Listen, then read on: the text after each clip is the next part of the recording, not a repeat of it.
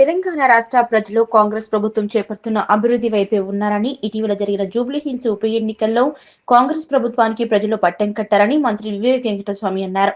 సిద్దిపేట జిల్లా గజ్వేల్ పట్టణంలోని పలు అభివృద్ధి పనులకు శంకుస్థాపనలు చేసి గజ్వేల్ ప్రభుత్వ ఆసుపత్రిని సందర్శించి రోగులకు అందుతున్న సేవలను గురించి సూపరింటెండెంట్ అన్నపూర్ణ ద్వారా తెలుసుకున్నారు. ప్రభుత్వ ఆసుపత్రిలో మెరుగైన వైద్యంకు ప్రజలకు అందించాలని కోరారు. ఆసుపత్రి సిబ్బంది మెరుగైన పరికరాల గురించి మంత్రి వివేక్ వెంకటస్వామి దృష్టికి తీసుకెళ్లగా వెంటనే స్పందించి ఆరోగ్య శాఖ మంత్రి దృష్టికి తీసుకువెళ్లి ఆసుపత్రి అభివృద్ధికి దోహదం చేస్తానన్నారు.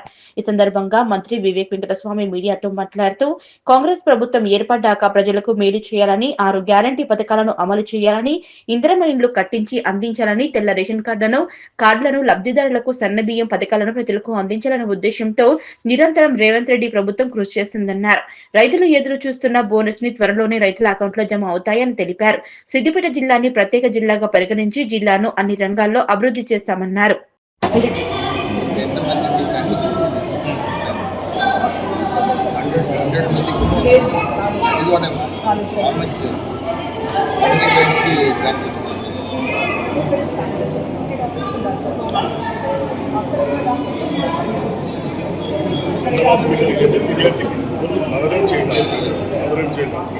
అయితే ఆ స్టాఫ్ తోటి నడిపిస్తున్నారు. ఇబ్బంది అవుతుంది. వాళ్ళకి వర్క్ లోడ్ ఎక్కువైతుందో డ్యూటీ చేయలేదు.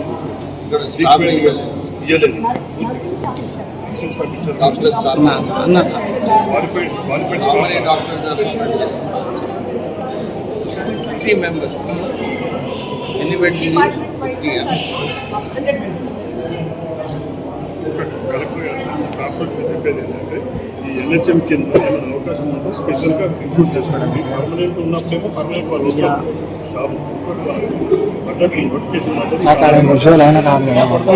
ఎన్హెచ్ఎం కింద